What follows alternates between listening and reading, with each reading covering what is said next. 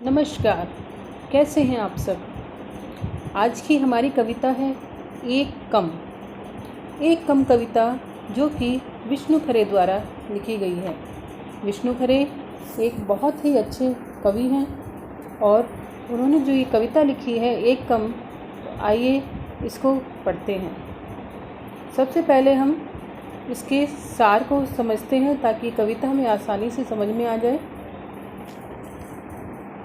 इसमें आज़ादी के बाद भारतीय समाज की जीवन शैली के बारे में बताया गया है कि आज़ादी के बाद भारत की जीवन शैली कैसी थी। आज़ादी हासिल करने के बाद सब कुछ वैसा नहीं रहा जैसा पहले था और या जैसा कि आज़ादी के सेनानियों ने सोचा था।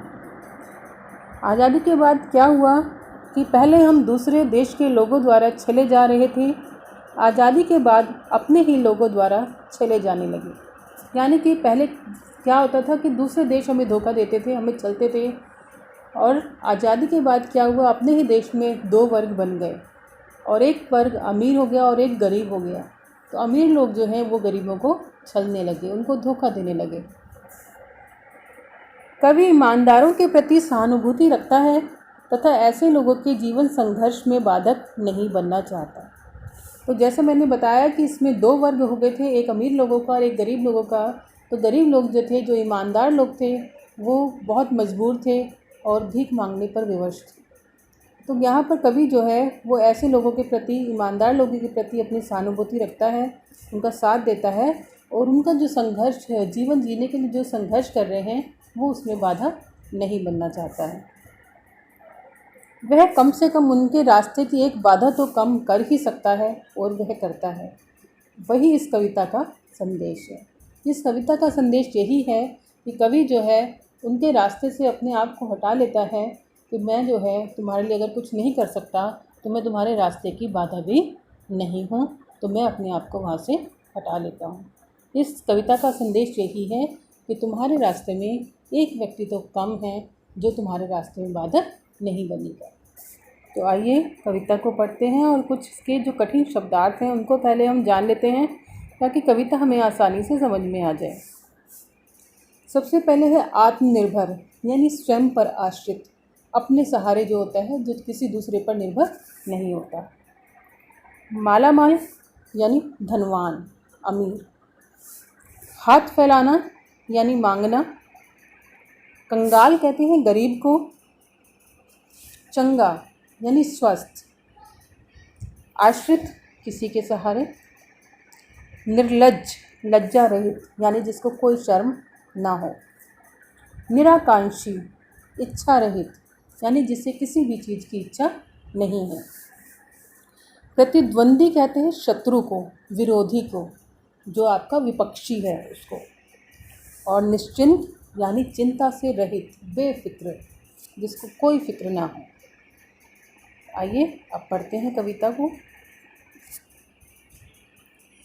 1947 के बाद से इतने लोगों ने इतने तरीक़ों से आत्मनिर्भर, मालामाल और गतिशील होते देखा है कि अब जब आगे कोई हाथ फैलाता है 25 पैसे, एक चाय या 2 रोटी के लिए, तो जान लेता हूँ मेरे सामने एक ईमानदार आदमी, औरत या बच्चा खड़ा है। तो यहाँ पर जो कवि है वो आज़ादी के बाद की स्थिति का वर्णन कर रहा है कि हमारा देश कब आज़ाद हुआ था, 1947 में, यानी 1947 को। तो कवि यहाँ पर बताता है कि आज़ादी के बाद जो लोगों के जीवन जीने का जो तरीका है वो बहुत बदल गया है, उसमें बहुत सारे बदलाव आए हैं। और कवि ने बहुत सारे लोगों को देखा है जो कई तरीक़ों से आत्मनिर्भर बने हैं, यानी अपने ऊपर निर्भर बने हैं, अमीर बने हैं, मालामाल बने हैं, धनवान बने हैं और गतिशील बने हैं, यानी कि हमेशा आगे बढ़ते जा रहे हैं। तो कहने का मतलब ये है कि आज़ादी के बाद अमीर और प्रभावशाली बनने के लिए लोगों ने जो तरीके अपनाए हैं, किस तरीके से वो अमीर बने हैं, वो तरीके क्या थे? छल कपट, शोषण, लूट, बेईमानी, इन तरीक़ों को अपनाकर वे लोग आगे बढ़े हैं।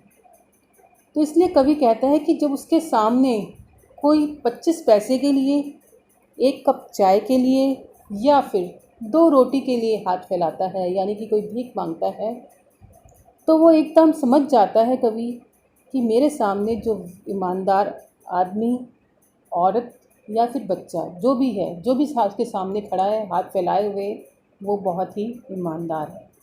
क्योंकि अगर वो ईमानदार ना होता तो वो भी गलत तरीके से पैसा कमा सकता था, वो भी किसी का सामान छीन कर भाग सकता था, वो भी चोरी कर सकता था, बेईमानी कर सकता था, लेकिन उसने ऐसा नहीं किया। तो इसलिए कवि ऐसे लोगों को बहुत ईमानदार मानता है जो आज भी 25 पैसे के लिए, एक चाय के लिए या दो रोटी के लिए किसी के सामने हाथ फैला रहे हैं, क्योंकि वो समझ जाता है कि ये व्यक्ति बेईमान नहीं है, ये व्यक्ति चोर नहीं है। आगे देखते हैं। मानता हुआ कि हाँ मैं लाचार हूँ, कंगाल या कोढ़ी, या मैं भला चंगा हूँ और कामचोर, एक मामूली धोखेबाज, लेकिन पूरी तरह तुम्हारे संकोच, लज्जा, परेशानी या गुस्से पर आश्रित, तुम्हारे सामने बिल्कुल नंगा, निर्लज्ज और निराकांक्षी।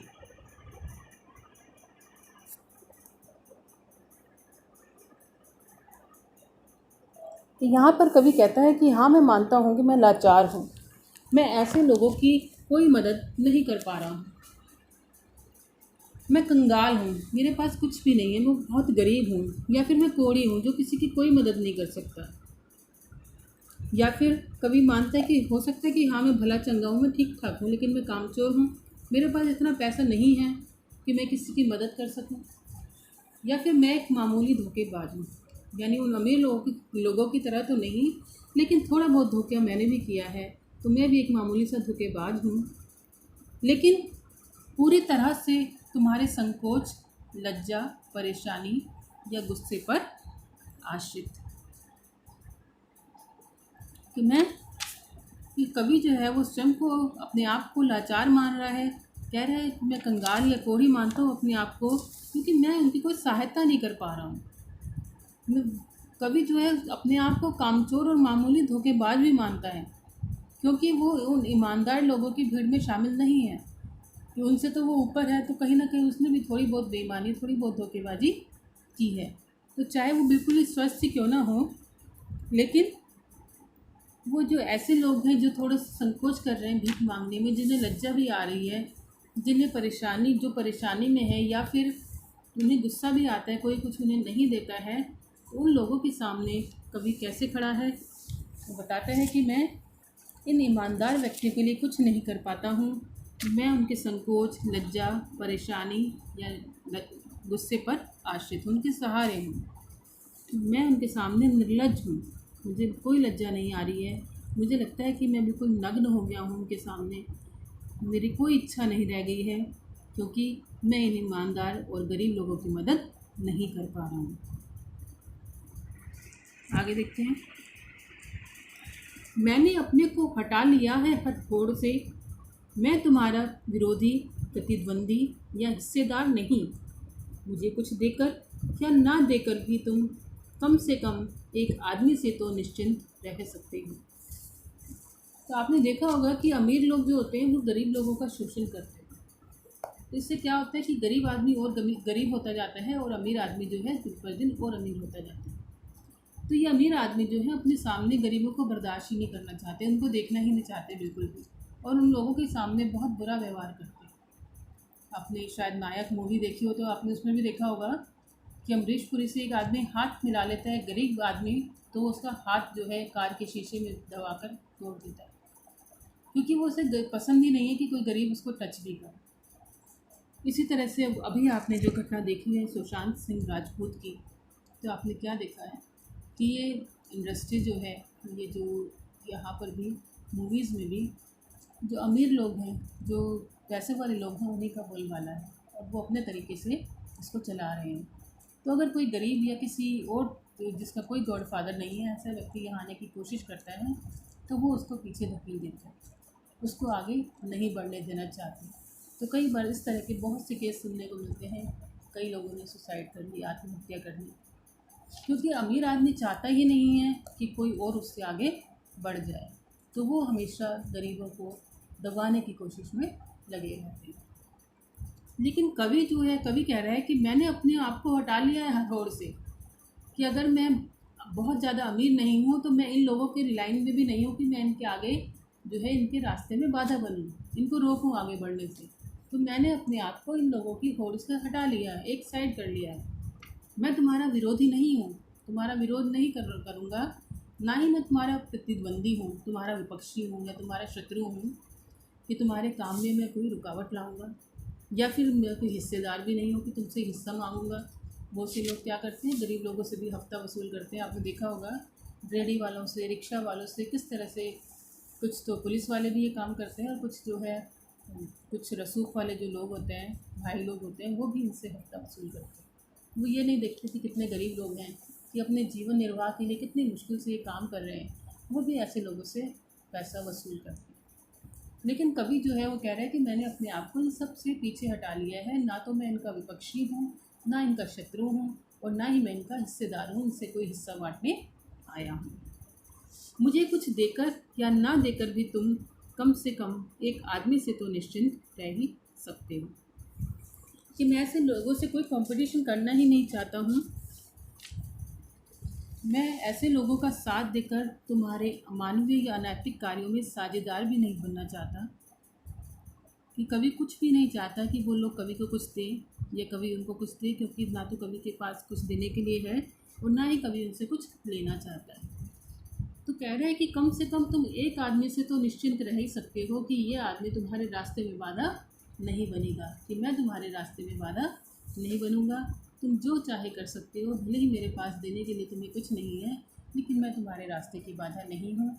तुम मुझसे बेफिक्र रह सकते हो और निश्चिंत होकर अपने मार्ग पर आगे बढ़ सकते हो, बेफिक्र होकर आगे बढ़ सकते हो। इसलिए कवि कहते हैं कि मैं तुम्हारे रास्ते की बाधा नहीं हूँ, कम से कम तुम एक आदमी से तो निश्चिंत हो, बेफिक्र हो कि ये आदमी तुम्हारा बुरा नहीं करेगा, तुम्हारे रास्ते की बाधा नहीं। तो आशा करती हूँ आपको समझ में आ गया होगा। अगर आपको कुछ समझ ना आया हो तो आप कमेंट्स करके पूछ सकते हैं।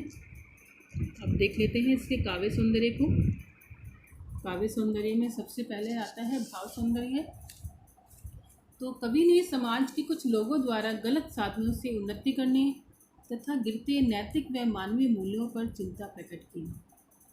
तो कवि बता रहे हैं कि आज़ादी के बाद समाज के कुछ लोगों ने अगर उन्नति की है, वो लोग आगे बढ़े हैं, तो उन्होंने गलत तरीक़ों का इस्तेमाल किया है। बेईमानी से, धोखेबाजी से, लूट से वो लोग आगे बढ़े हैं, जो कि बहुत गलत है। और दूसरी बात है कि गिरते नैतिक व मानवीय मूल्यों पर चिंता प्रकट की है कि आजकल मानवीय मूल्य जो हैं वो बहुत गिर गए हैं। ईमानदारी जो है बहुत कम बची है। बहुत कम लोग हैं जो इससे ईमानदार हैं, जो चोरी नहीं करते हैं, जो डाके नहीं डालते हैं, और भीख मांग कर ही भले ही उनको अपना गुजारा करना पड़ता है। कवि की ईमानदारों के प्रति सहानुभूति प्रकट हुई है कि जो व्यक्ति अभी भी ऐसे समय में जो ईमानदारी से अपना जीवन यापन कर रहे हैं, तो कवि की ऐसे लोगों के प्रति सहानुभूति है, वो उनके साथ अच्छा व्यवहार कर रहा है। शिल्प सौंदर्य। काव्यांश की भाषा सरल, सहज और प्रवाहमयी है। आपने देखा होगा कितनी आसानी से आपको ये भाषा समझ में आ रही है। और तुकांत छंद मुक्त रचना है। जैसे पहले भी आपने पढ़ी हैं कि आजकल के जो स्वतंत्र लेखक हैं वो सब कैसी रचनाएं लिख रहे हैं, छंद मुक्त रचनाएं लिख रहे हैं, जिनमें कोई छंद नहीं है, जिनके एंड में कोई लाइनें मैच नहीं करती हैं, यानी कि वो अतुकांत रचनाएं हैं और छंद मुक्त रचनाएं। भाषा गद्य जैसी है कि जैसे आप गद्य में पाठ पढ़ते हैं, उसी तरह से कविता भी गद्य की तरह ही लिखी गई है। दृश्य बिंब साकार हो उठा है। आपकी आंखों के सामने एक चित्र सा बन गया होगा कि किस तरह से कोई भिखारी जो है कवि के सामने हाथ फैला रहा है और कवि जो है उसे कुछ देने में सक्षम नहीं है। हाथ फैलाना मुहावरे का प्रयोग है। हाथ फैलाना यानी मांगना, जैसे भी आपको पहले बताया है, तो ये एक मुहावरा है। और 25 पैसे।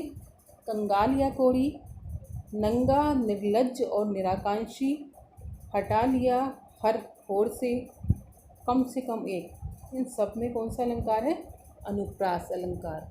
क्यों है? क्योंकि इसमें एक वर्ण की आवृत्ति बार बार हुई है।